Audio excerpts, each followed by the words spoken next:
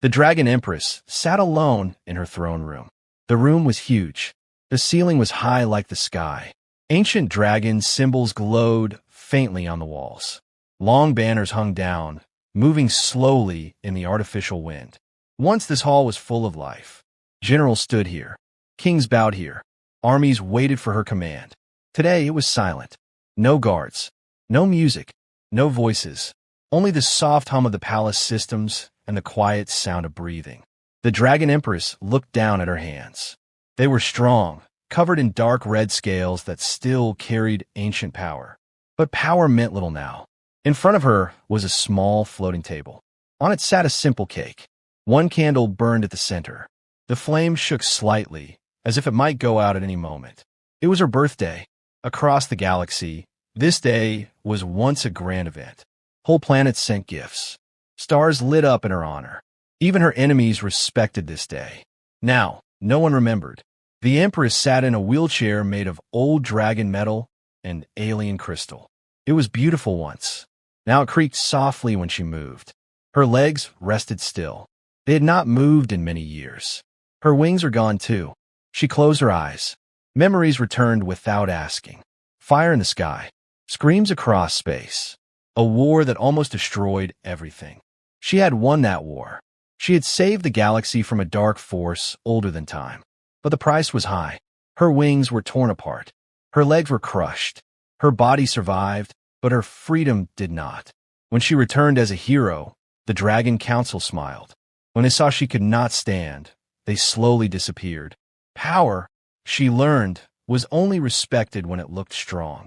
The Empress opened her eyes again and stared at the candle. She did not wish for anything. What was left to wish for?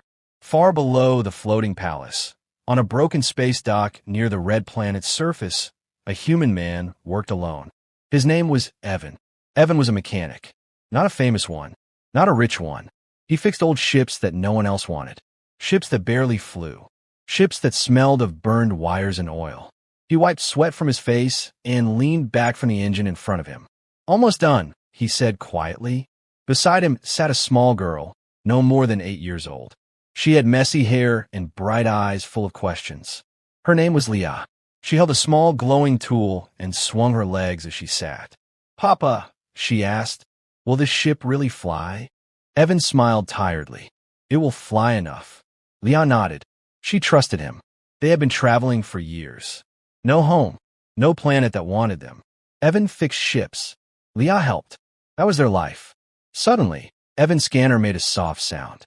He frowned. "That's strange." He wiped his hands and checked the screen. It was not a warning, not a trade signal, not a distress call. It was a message. Weak, old, private. Leah leaned closer. "What is it?" Evan hesitated. "I'm not sure." The signal showed an image for a second. A vast throne room. A figure sitting alone. A single candle. Then sound came through. It was a calm but heavy voice. "This broadcast is not for the public," the voice said slowly. "It is an old system error. Ignore it." But the sadness in the voice could not be hidden. Leah looked up at her father.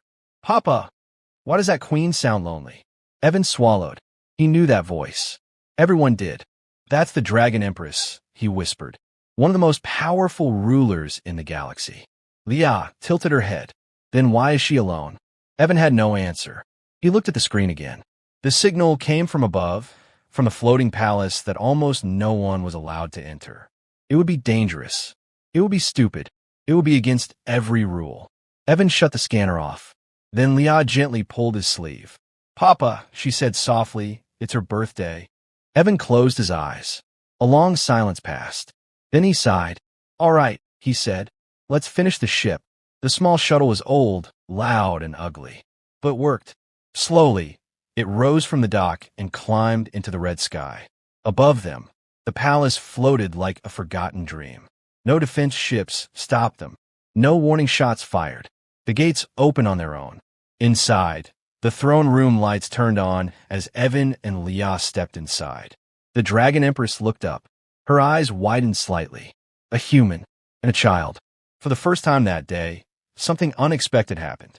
Surprise. Evan stopped a safe distance away and raised his hands. "Sorry," he said quickly. We didn't mean to break any rules. Liao waved. Happy birthday, she said. The Empress said nothing. The candle flickered. Evan cleared his throat and spoke again, his voice nervous but honest. Your Majesty, we heard the signal. You look like you shouldn't be alone today. He paused, then asked the question that would change everything. Can we join? The doors behind them slowly closed, and the galaxy held its breath. The Dragon Empress did not answer right away. She looked at the human man, then at the small girl, then at the cake with the single candle. Time felt slow, as if the palace itself was waiting. Finally, she spoke. You are not afraid, the Empress said. Her voice was deep but tired. Evan shook his head. I think fear feels different when someone looks lonely. The Empress studied him carefully. Humans usually bowed. They begged. They praised her name. This one did none of that. The child stepped forward a little. My name is Lia, the girl said. I like your palace. It's big, but it's very quiet. The Empress almost smiled. Quiet is safe, she replied. But lonely, Lia said softly. That word hit harder than any weapon. The Empress raised one clawed hand. You may stay, she said, until the candle burns out. Evan let out a breath he did not know he was holding. They stood near the floating table. The candle burned lower. No one spoke for a moment. Then Evan noticed something.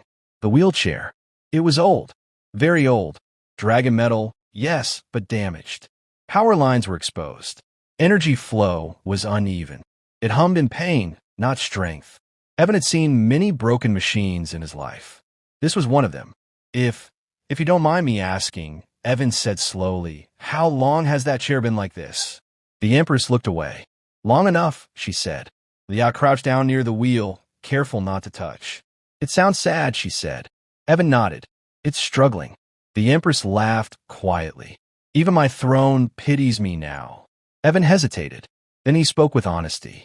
I fix things, he said. Ships. Machines. Old systems no one wants to touch. The Empress turned her head sharply. Dragon engineers have failed, she said coldly. They fear making mistakes. I make mistakes all the time, Evan replied. That's how I fix things. Silence filled the hall again. Then the Empress surprised him. Tomorrow, she said. You may look. That night, Evan and Lia were given a small guest chamber. It was clean but unused. Dust floated in the air like forgotten time. Lia lay on the bed, staring at the glowing ceiling. Papa, she whispered, she's not scary. Evan smiled softly. No, she's just tired. The next day, Evan examined the wheelchair. He worked slowly, carefully, respectfully. The tech was far beyond human design, but pain was universal. Broken balance, damaged power core, locked systems designed to limit her movement. Someone did this on purpose, Evan muttered. The Empress watched from above, her expression unreadable. They said it was for my safety, she said, so I would not fall. Evan clenched his jaw. They didn't want you to rise. That truth sat heavy between them. Over the next days, Evan stayed. He repaired wires, adjusted balance, removed hidden limits. He did not try to make her walk. He tried to make her free. Lia helped in her own way. She cleaned the hall. She brought small decorations from the dock. She talked. A lot. She told the Empress stories about broken ships and long journeys. About nights when it was just her and her father looking at stars from a cold window. The Empress listened. No one had spoken to her like this before. One evening, as the red sun set outside the palace, the Empress finally spoke of the past. I lost my legs saving worlds that forgot my name, she said. I lost my wings stopping a darkness that would have eaten the stars. Evan kept working, listening. When I returned, she continued, they praised me. Then they replaced me. Because you were injured? Evan asked. Because I reminded them that power has a price. Lia walked over and placed a small paper star on the Empress's armrest. For being brave, she said. Something inside the Empress broke open. The next morning, Evan finished the final adjustment. All right, he said. Try now. The chair responded. Smooth, balanced, alive. Energy flowed evenly. The Empress moved forward without pain for the first time in years. Her eyes widened. She lifted off the ground slightly, hovering, not standing, but flying. The palace lights brightened automatically. The Empress laughed, a real laugh, full and powerful. But far away, deep in the upper skies, sensors activated. The Dragon Council noticed. A forbidden signal had reawakened. The Empress was no longer still, and that changed everything. The Dragon Council arrived at the palace just as the sun dipped below the red horizon.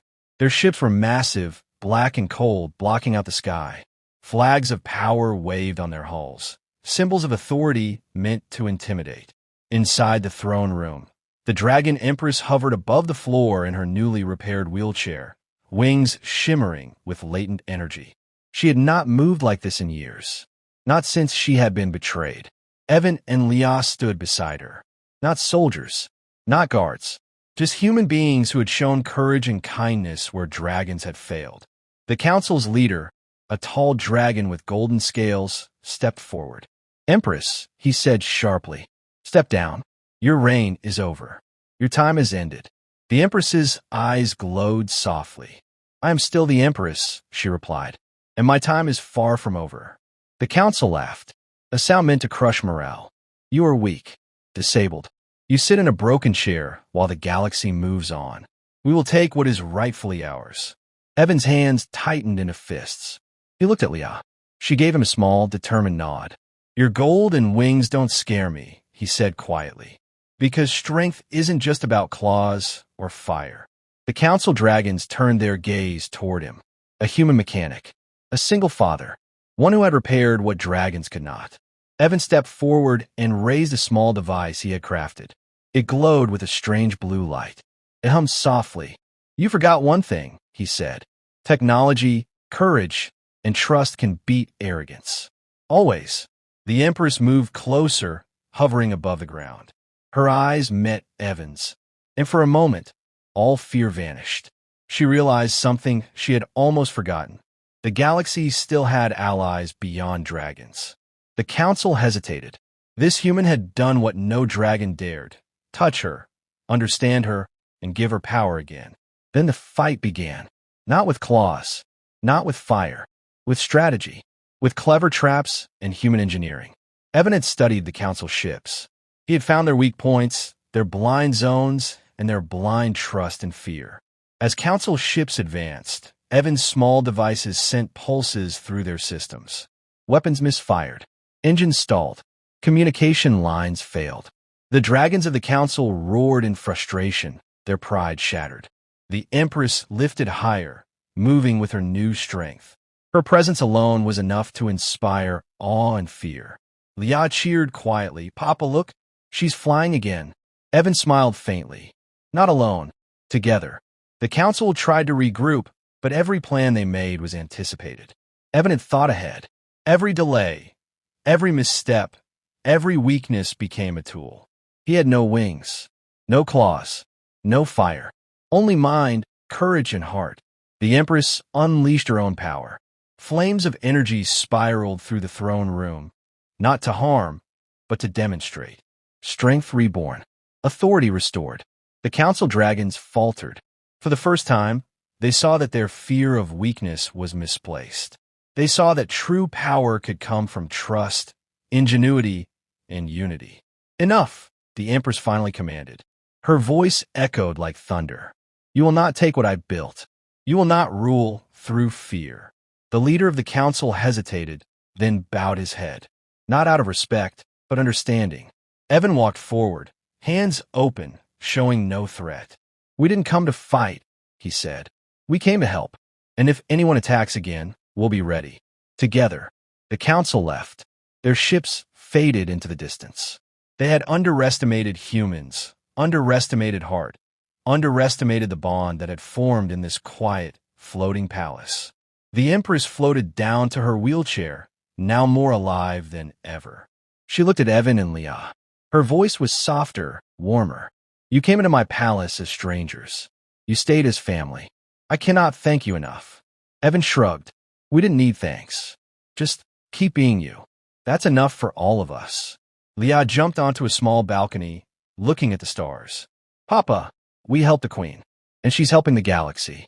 Maybe we can do more too." The Empress laughed, a real laugh, full of power and joy. "Yes, Leah. Together, We could do anything. Not because we are strong alone, but because we stand together. For the first time in decades, the palace was alive. Lights shone in every hall. Music floated through the air. Servants returned. Soldiers remembered loyalty. Dragons and humans alike felt hope. The Empress rolled her wheelchair to the floating table where the small candle still burned. She touched it gently. "This was my loneliest birthday," she said softly. "But not anymore. Today, I learned something precious. Strength is not in standing alone. Strength is in standing with others. Even those you never thought could stand with you." Evan smiled. Leah clapped. And somewhere beyond the palace, the galaxy watched. A single human and his daughter had reminded a Dragon Empress. Even in a galaxy of fire, claw, and stars, humanity could shine. And in that light, dragons, humans, and all who were brave found a reason to hope. The throne room was no longer empty. The Dragon Empress was no longer alone. The galaxy would never forget this day. It was not just a birthday. It was a new beginning.